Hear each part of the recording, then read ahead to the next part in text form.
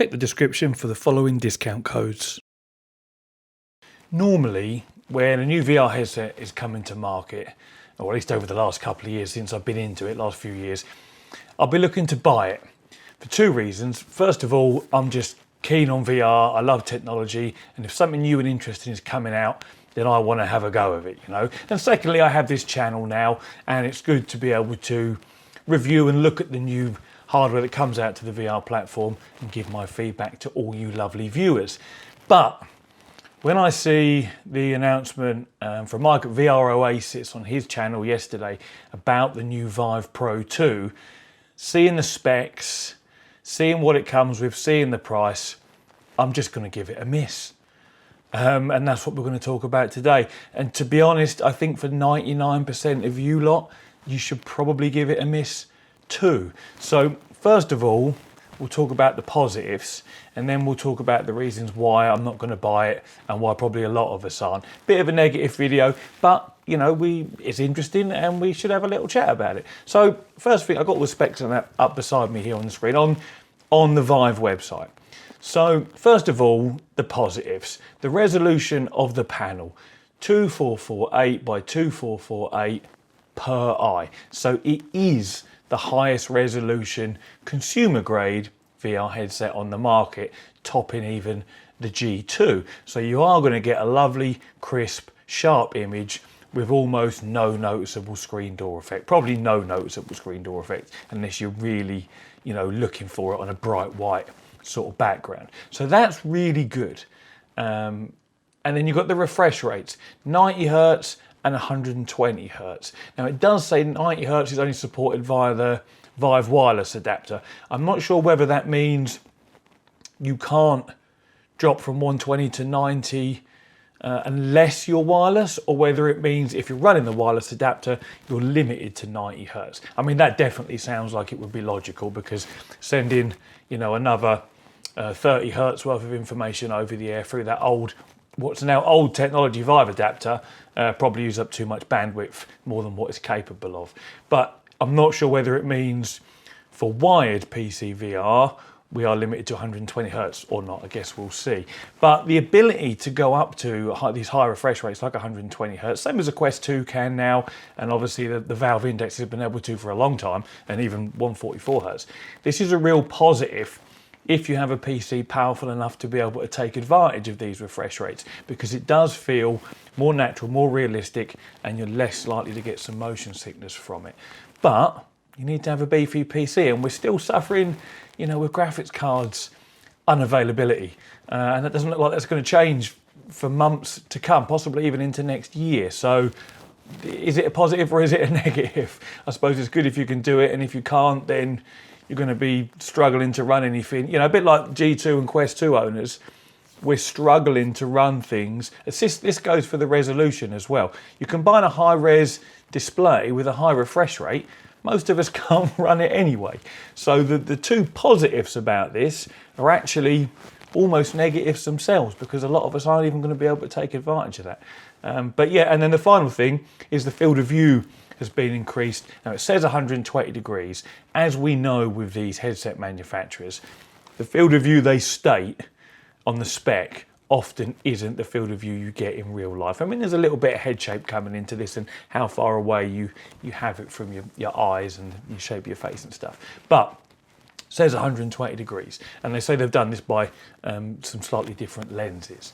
So it looks like visually the experience should be top notch if you have a PC that can run it, of course. So they're the positives. Now we're going to get into the negatives. So the first negative is, to me, I really can't stand the look of the headset. Now this is personal preference, obviously. It's a really old design. I think 2018 the Vive Pro came out, so 3 years ago now, almost 3.5 years ago. It looks dated, it looks big and bulky and clunky, and it's just not for me. But that is personal preference. But carrying along with the theme of things carried over from the other Vive Pro in 2018, apparently it's using the same microphones, which just aren't very good. The same speakers, which whilst they're good, you know, when you're bringing out a new headset, you should take the opportunity to upgrade and update things if you can. So the audio input and the audio output would be nice to have seen a bit of a change. Again, the strap is good and comfortable, and a lot of people like it, even if it is a little bulky. But yeah, so the microphones are not great, and that's been carried over from the previous one. What else they've carried over, and this is the one that really just blows my mind, is the controllers. They're still rolling with the Vive wands in 2021. Why HTC are you pitching this headset with those ancient controllers that nobody really likes or wants, when everyone else is moving towards the sort of Oculus standard, if you will, that we're all used to now, and that works really well? I honestly just don't understand why they've done that, but that's a really big drawback. Now, of course, you can use the Valve Index controllers because it's still externally tracked, so you still need your base stations, and base station tracking is by far the best tracking solution. It's the most accurate, the most reliable. That's good. I have no problem with external tracking myself. Some of us will, of course, not like the fact that you've got to run trackers around your room. But for me, that doesn't bother me. Again, that's a bit of a personal thing. But those controllers, come on, really? So that's obviously bad. And then the real issue here, on top of all of this, is the price. Now, there's a pre-order. You can pre-order, if you go to the Vive website right now, you can pre-order it for £719. Mike from VR Oasis said it's $669 or something like that, and he's right. But to get that price, you actually need to, let me just bring it up here, you need to sign up to their newsletter between the 11th, which is yesterday, and the 31st of this month to receive a £60 discount code, which hopefully then you can use to pre-order. Because otherwise, if you put it in your cart and go to pre-order it like I've done here, not that I'm going to, I just want to see the final price, it's £719 for just the headset. And that's quite strong money, considering that's without controllers of any sort, not the Vive ones, and without base stations. So it's not very competitive. If you actually want to buy the whole package, the headset with the Vive controllers and a pair of base stations, because obviously HTC don't sell Index controllers, it's £1,300. And that's, honestly, I don't see, considering the microphones are poor, the design is dated, it's a bulky, ugly looking headset in my opinion, with bad controllers. I honestly don't know why you pay that much money when you could buy a Valve Index with the Valve Index controllers, albeit it's slightly lower resolution, for a lot less. I'm not really feeling a compelling reason to buy this from HTC here. So yeah, the price in my opinion is way too high. It's not competitive. There's not enough there to make me, at least, and probably some of you guys, want to buy it. And really the final nail in the coffin, again, and this is for me personally, is the lack of wireless functionality. We're in 2021 now, and even Facebook, Oculus have embraced wireless PC VR by giving us AirLink. Obviously, we've had virtual desktop for a while, and we've been able to do it that way. But going forward, I can't go back, and this is again me personally, I can't go back to playing wired PC VR. The thought of having a cable to be consciously aware of, am I turning around too many times? Is it above my head getting twisted? Am I tripping up around my ankles? Even if you use things like Cable Guardian and what have you that let you know when you're twisted up, and it's still there, it still happens. If you drop down to the floor to snipe somebody in a first-person shooter, it's still going to be pulling on your head. You'll feel the pressure of your ceiling mount, retractable pulleys. It's just honestly, if you've not tried wireless VR, you really should, and once you've done it, you just can't go back to a cable. At least I can't. For seated experiences, obviously it doesn't matter. For sim racing, you want to run your cable, keep your head unit charged if it's a Quest, or if it's not a wireless headset, obviously you'll be plugged in anyway. That's absolutely fine. But for the rest of the VR world, where we're wandering around, waving our arms and legs around and rolling about and twisting up, wireless is just unmatched.